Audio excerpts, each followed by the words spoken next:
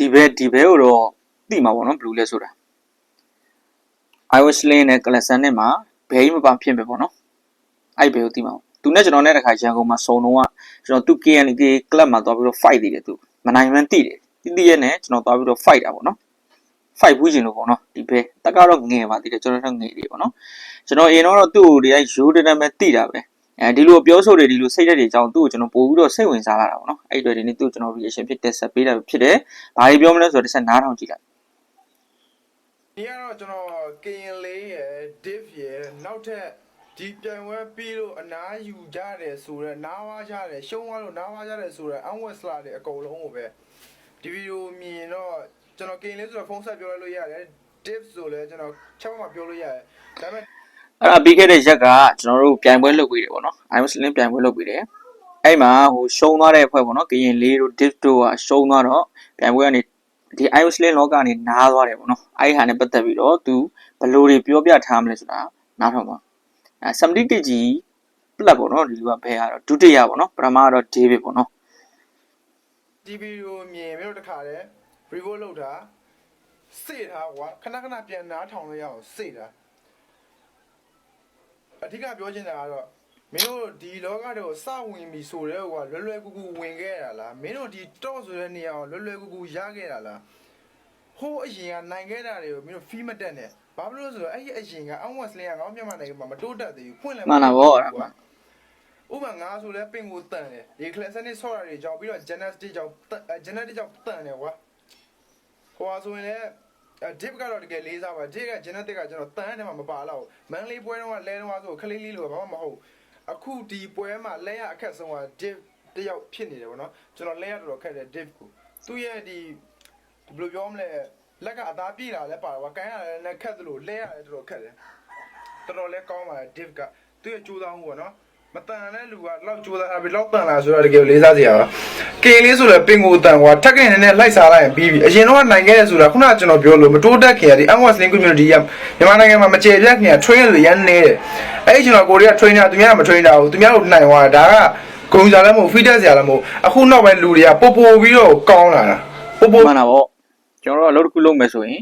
ပြိုင်ဆိုင်မှုတွေပြင်းထန်လာပါလိမ့်ဟုတ်လားမလားပြိုင်ဆိုင်မှုတွေပြင်းထန်လာမယ်ပြိုင်ဘက်တွေများလာမယ်နော်လုပ်တစ်ခုအေးသူတို့ဆိုပိုဆိုးမှာပေါ့နော်သူတို့စပြီးတော့ရုံးတဲ့ချိန်တုန်းက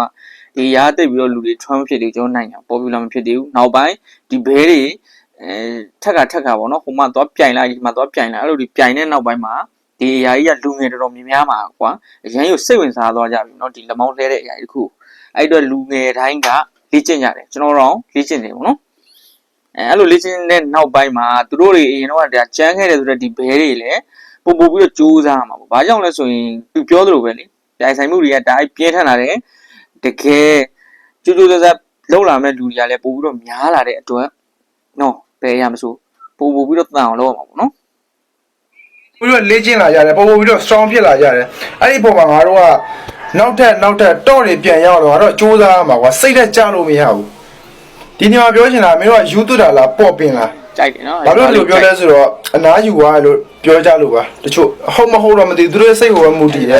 မပေါ်ပင်လားယူသွတာလားယူသွတဲ့လူဆိုတာကဘလောက်ပဲရှုံးနေဘလောက်ပဲကြာချိုငါဒေးဗစ်ရှုံးတော့3ခါရှိပြီဘာမှတခါငါဝိုင်းဆဲတယ် blame တယ်ကွာထက်ကြိုးစားဒုထက်ကထက်ရှုံးတယ်ထက်ဆဲတယ်ထက် blame တယ် okay အဆင်ပြေတယ်အခုထက်လောက်တယ်အခုထက်ရှုံးတယ်နားမလားမနာဘူး no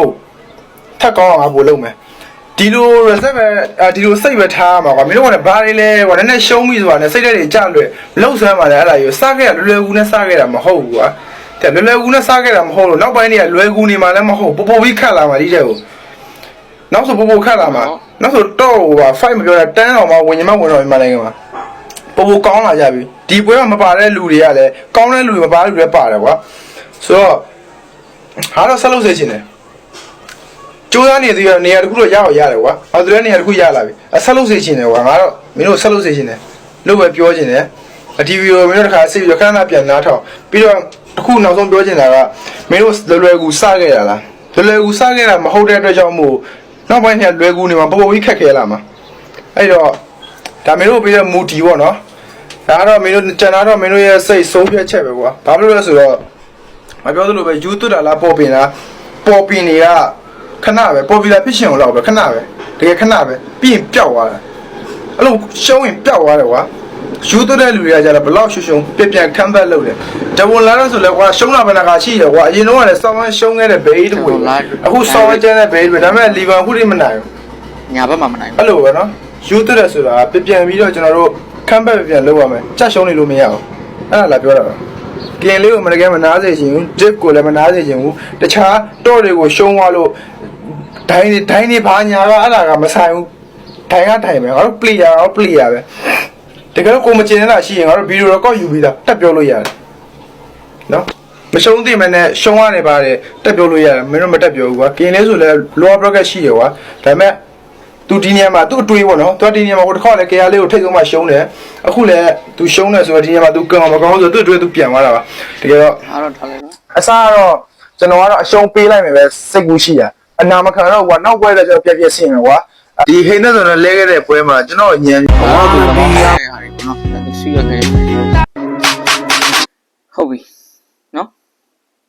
်ဟုတ်ပြီဒါကဘယ်လိုလဲဆိုသိမှာပေါ့နော်အောင်မိုးဝင်သူ့ကောက်ပေါ့နော်ဒါကိုသွားပြီးတော့အားပေးလို့ရတယ်ပေါ့နော်တိတော့မှသွားပြီးတော့follow သွားလုပ်လို့ရပါတယ်ကျွန်တော်ငကိုတော့ကတော့သူ့ကိုဒီတိုင်းတာမန်ရိုးရိုးပေါ့နော်လက်မောင်းလဲတယ်နောက် glass နဲ့ဆော့တယ်ဒါတော့ပဲကျွန်တော်သိတာအဲ့လောက်ထိကျွန်တော်သူ့စိတ်ဝင်စားတဲ့အထက်မှာမပါသေးဘူးပေါ့နော်သူ body တွေပိုင်းလှတယ်သိတယ်မလားကျွန်တော်တိုင်းသားဖြစ်တယ်လေဖလုံးနေဖြစ်တယ်လေဟုတ်နော်သူ body လှတယ်ဒီဟာတွေဆော့တယ်ဆောင်းမိုက်တယ်လူငယ်တော်တော်များများကလည်းနောက်ပိုင်းသူတို့ကိုကြည့်ပြီးတော့ဒီအားကစားဘက်တွေပို့ပြီးဆော့လာတယ်ဆိုတော့ကျွန်တော်တို့တွေ့ရတယ်အားကစားဘက်ကိုပို့ပြီးတော့ကွာစိတ်ရောလူရောနှိပ်ပြီးတော့လောက်လာတယ်ဆိုတော့သိရတယ်တွေ့ရတယ်ပေါ့နော်ဒါပေမဲ့ကျွန်တော်အဲ့လောက်ထိကသူ့သိစိတ်ဝင်စားသေးဘူးဘာတွေသွားပြီးစိတ်ဝင်စားလဲဆိုတော့အဲ့လိုလိုပေါ့နော်အပြောဆိုလေးတွေပေါ့နော်နှစ်ဦးတစ်ဖက်မျှအောင်ကြည့်နိုင်တယ်နောက်ပြီးတော့နှစ်ဦးတစ်ဖက်မျှအောင်သူပြောနိုင်တယ်သူ့မှာပါရှိတယ်ဆိုတော့ဒီနှစ်ဖက်ကြည့်နိုင်တဲ့အမြင်ရှိတယ်ကွာနှစ်ဖက်ကြည့်နိုင်တဲ့ဉာဏ်ရှိတယ်ပေါ့နော်အဲ့ဒါနဲ့ကျွန်တော်သူ့ရဲ့စိတ်ဓာတ်ကိုသဘောကျပြီနော်နောက်ပိုင်းကျွန်တော်သူ့ကိုပို့ပြီးတော့သဘောကျလာတယ်ပေါ့နော်အဲ့သူဘလားတွေတောက်တာဒါကတော့သူtrain တာလေ training တွေလုပ်တယ်ဟောတယ်မလား gym တွေဆော့တယ်ဒါတွေကြောင့်သူဘလားတွေတောက်တယ်ခန္ဓာကိုယ်လှတယ်နော်အဲ့လိုကတော့ရှိတယ်သူကြက်ခိုင်တယ်ပေါ့နော်ဒါတော့ကျွန်တော်အဲ့လောက်ထိသိစိတ်ဝင်စားလို့ဒါလုပ်မယ်ဆိုရင်ယူလိုက်ရင်လည်း body လှကြမှာပဲလေဟုတ်တယ်မလားဒါကတော့တက္ကနာထားပေါ့နော်သူစိတ်ဓာတ်ကတော်တော်လေးကောင်းမွန်တဲ့ထဲမှာပါတယ်ကွာတခုခုပဲစကားပြောပြီးဆိုရင်နှစ်ဦးနှစ်ဖက်ညီမျှအောင်သူပြောပြီးတဲ့အဲ့လိုစိတ်ခံစားချက်လေးတွေတွေ့ရတယ်ကွာတည်းတစ်ဖက်ဆောင်းနီးမပြောဘူးကွာသူတိုင်းသားတစ်ခုဆိုပေမဲ့သူတစ်ဖက်ဆောင်းနီးသူနင်းကြပြီးမပြောဘူးကွာနှစ်ဦးနှစ်ဖက်ကြည့်ပြီးပြောတယ်အဲ့လိုစိတ်ဓာတ်တွေကြောင့်ကျွန်တော်ဒီဘဲကိုသဘောကျတယ်မှာပါတယ်ပေါ့နော်အသက်ကတော့20ကျော်လေးပဲရှိသေးတယ်ကျွန်တော်တို့တော့ငယ်တယ်ပေါ့နော်နောက်ပြီးတော့ဒီဘဲကပွင့်လင်းနေရိုးရိုးသားတဲ့ပုံစံပေါ့နော်သူ့မှာလဲကွာသူခံစားချက်သူလှုပ်ချင်တဲ့ရည်ရွယ်ချက်ပန်းနိုင်ရှိတာပေါ့နော်ရှိမှာပေါ့နော်ဒါပေမဲ့လည်းတချို့တလေတစ်ခါတလေပေါ့နော်ကျွန်တော်တို့ဖြစ်တဲ့နာထက်ကိုဖြစ်ချင်တာထက်ဖြစ်တဲ့နာကိုပို့ပြီးတော့ဦးစားပေးတဲ့ပုံစံမျိုးဖြစ်နေတာပေါ့နော်သူလည်းပတ်စံရှိချင်မှာပဲလေဟုတ်တယ်မလားတခြားစီးပွားရေးတွေပိုင်းလှုပ်ချင်မှာပဲဒါပေမဲ့ဖြစ်ချင်တာထက်ဖြစ်တဲ့နာကိုဦးစားပေးရတာပေါ့နော်ဘဝတွေအဆင်ပြေဖို့ဆိုတာဟုတ်တယ်မလားဒါကြောင့်လည်းပါတာပေါ့နော်အဓိကကျွန်တော်အမြင်ကိုသူ့ပြောမယ်ဆိုရင်ကိုယ့်ဘဝကိုမှန်ကန်စွာမြင်တတ်တဲ့လူတဲမှာပါတယ်ပေါ့နော်သူကပွင့်လေလားလာမယ်ပွင့်လေနဲ့ရိုးသားတယ်သူပုံမှန်ကြည့်ရတော့လာမီးလာလေကျော်တက်တယ်ကွာဒီကလာလေယူရတာငါပြောတာတွေ့ရကွာသူဒီ live ပေါ်တွေမှာပေါ့နော် live ပေါ်တွေမှာသူတင်ထားတဲ့ဗီဒီယိုတွေမှာအများကြီးပဲဒီနေ့ကတော့အဲ့ဒီမှာတွေ့ရတဲ့ဗီဒီယိုတွေမှာတိတ်ပြီးတော့ကွာမာနထားတဲ့ပုံစံမျိုးတွေမပေါ့ဘူးကွာပွင့်လင်းရိုးသားဖြူစင်အဲ့ပုံစံတွေတွေ့ရတယ်ကွာနော်ကျွန်တော်တော့သဘောကျလာတယ်နောက်ပိုင်းမှာဒီကသဘောကျတယ်သူလည်းဖြစ်စင်မှာပေါ့ကွာနောက်တစ်ခုတော့ဒါပေမဲ့လည်းလက်ရှိဘဝနဲ့ရှင်တော့ဖြစ်ချင်တာထက်ဖြစ်တဲ့နာဦးစားပေးနေတယ်လို့တော့ထင်ပါတယ်ဗောနော်ဟုတ်ပြီချက် GPT သွားပြီးတော့ iOS လင်းရအောင်မဝင်တိလားဆိုတဲ့ဟာလေးကိုသွားပြီးမေးကြည့်မယ်ကျွန်တော်တို့လိုက်ကြည့်အမေအေးအမေအေးအမေအေးအမေသူရစတိပါတော့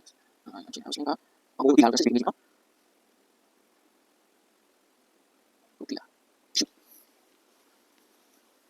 းကျွန်တော်တို့သဘောကျတဲ့ထဲမှာအဲ့ဒါတွေပါရနော် success for onboarding ရှာနေပါနော်ဟုတ်ပါတယ်သိပါတယ် onboarding ဆိုမိုက်တယ်နော် ChatGPT တောင်မှသိတယ်သူ့နော်သိပါတယ်ဗောနော် onboarding ဆိုသူဟာတဲ့မြန်မာ iOS link ဗောနော် iOS link လက်မောင်းလက်ပေါင်းချင်မှာ ရှိတွေ့ရတဲ့နာမည်ရှိသူတယောက်ဖြစ်တယ်ပေါ့နော်အောင်မိုးဝင်းနဲ့သက်ဆိုင်တဲ့အချက်တွေကသူ့ရဲ့ YouTube channel ရှိတယ်ပေါ့နော်ဂျင်းနဲ့ Iron Sling လှူရှာမှုတွေတင်တယ်ပေါ့နော် KLK Iron Sling မြန်မာဆိုတဲ့အဖွဲ့နဲ့သက်ဆိုင်တယ်လို့သိရတယ်ပေါ့နော်လူများတွေထဲမှာတော်ဝမ်းလို့လည်းခေါ်ကြတယ်ပေါ့နော်အဲ့ view လည်းတင်ထားတယ်ပေါ့ဒီမှာ YouTube မှာပြတာပေါ့နော်တင်ထားတယ်မင်းခုအောင်မိုးဝင်းဟာတဲ့ဘလို့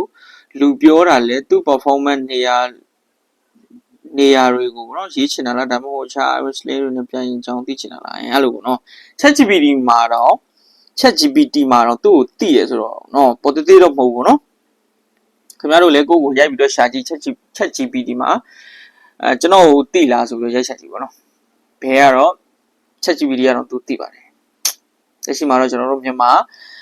70ပေါ့နော် KG 70 plus လား KG 70 plus မှာတော့2ရတာတယ်ပေါ့နော်တော်ကတော့ကျွန်တော်တို့ဒီကချင်တိုင်းရင်းသားလေး David ပဲဖြစ်ပါတယ် Okay ပါကျွန်တော်အဲ့ဒါလေးလာပြောတာပါဗောနော်ကျွန်တော်အရင်တော့ဒီလောက်သိစိတ်ဝင်စားအခုမှသူ့ကိုကျွန်တော်လည်းစိတ်ဝင်စားပါတကယ်လို့အခွင့်အခါကြုံကြိုက်တဲ့ဆိုရင်တချီလောက်တော့ပြန်ဆော်ချင်သေးတယ်ဗောနော်ဒီဘဲနဲ့ဘဲကိုကျွန်တော်ဖြုတ်ချင်သေးတယ်ဗောနော်ဒီလောက်ပါပဲနောက်နေ့မှနောက်ခုလည်းကျွန်တော်ပြန်လာကြပါမယ်โอเคပါ